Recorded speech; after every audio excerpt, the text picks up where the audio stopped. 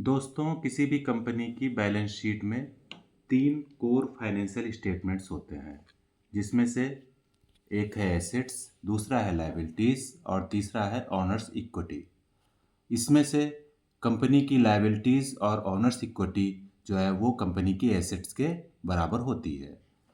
अब हम कंपनी के एसेट्स के बारे में बात करेंगे। एसेट्स जो है इसमें 2 कंपोनेंट होते हैं एसेट्स के, एक है करंट एसेट्स और दूसरा है नॉन करंट एसेट।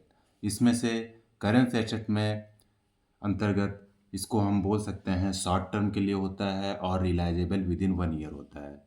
इसमें जो भी इन्वेस्टमेंट होता है या जो भी सिक्योरिटीज़ होती हैं वो 1 साल के अंदर रिलाइजेबल की जा सकती हैं, यानी कैश फॉर्म में इसको कंपनी किसी भी समय कन्वर्ट करके यूज कर सकती है।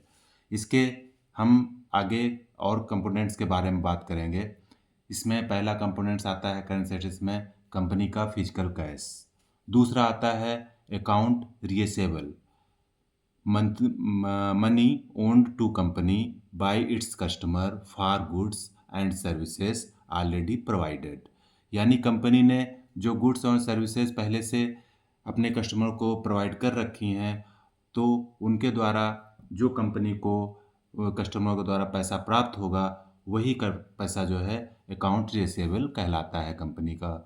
इसमें से तीसरा है इन्वेंट्री। इन्वेंट्री में raw materials, work in process and finished goods that are held for sales, यानी कि कंपनी का जो भी रॉ मटेरियल होता है, जो भी मटेरियल उसका प्रोसेस में होता है, जो फिनिश्ड गुड्स होते हैं, वो सभी जो कंपनी सेल्स के लिए रखती है अपने पास, वो कंपनी का इन्वेंट्री कहलाता है। इसमें चौथा कंपोनेंट आता है prepaid expenses. Prepaid expenses payment made in advance for services and goods that will be used in future such as rent और इंश्योरेंस। कंपनी जो भी सर्विसेज और गुड्स जो है एडवांस में दे रखती है, उसके लिए पेमेंट दे के रखती है, वो सभी जो है प्रीपेड एक्सपेंसेस में आता है।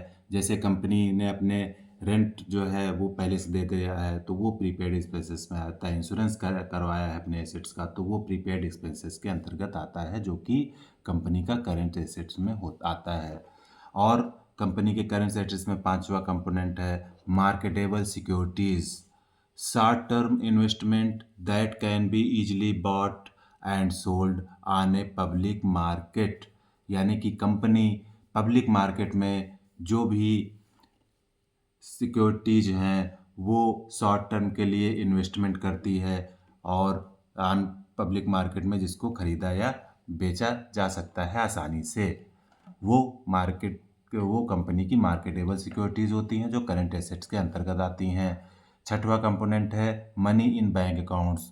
जो भी कंपनी के अकाउंट्स होते हैं बैंकों में, उसमें जो पैसा होता है वो कंपनी का करेंसी एसेट होता है। सातवां कंपोनेंट है इसका highly liquid investment, short term government bonds, money market funds. इस तरीके के जो फंड्स होते हैं या बॉन्ड होते हैं वो हाईली लिक्विड इन्वेस्टमेंट होते हैं, जिनको कंपनी 1 साल में या 1 साल के अंदर ही अपना जो है इसको कैश फॉर्म में रियलाइज करवा सकती है। अब हम कंपनी के करेंट एसेट्स के बारे में बात कर लिए हैं, जिसमें करेंट एसेट्स के अंदर 7 कंपोनेंट आते हैं। अब हम कंपनी के नॉन करेंट एसेट्स के बारे में बात करेंगे, जिसे हम long term realisable after 1 year, यानी कि ये एसेट्स जो है कंपनी के लॉन्ग टर्म के लिए होते हैं और जिनको 1 साल के बाद ही रियलाइज कराया जा सकता है। इसमें से 3 कंपोनेंट के बारे में हम बताएंगे नॉन करंट एसेट्स में, जिसमें हम पहले बात करेंगे कंपनी की fix assets, property, plant and equipments. Tangible physical assets used in the business operations like land, buildings and facilities, machinery and equipments, vehicles, furniture and fixtures.